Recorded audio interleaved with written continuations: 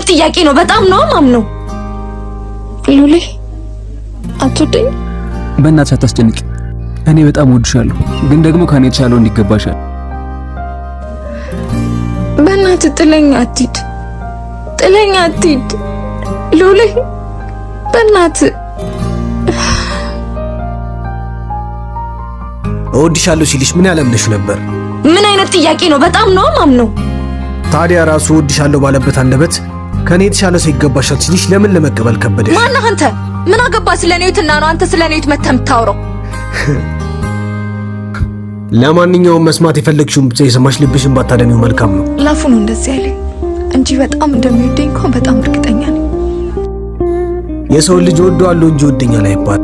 ደሞም ከሱ በላይ ስለሱ ዋጋ ልታውቂያትሽ ከባለቤቱ ያወቀ ጠንቋይ ነው። ትበጂብኛለሽ አይደል ያለው? እመኙ፣ ሰላምሽ ይበልጣል።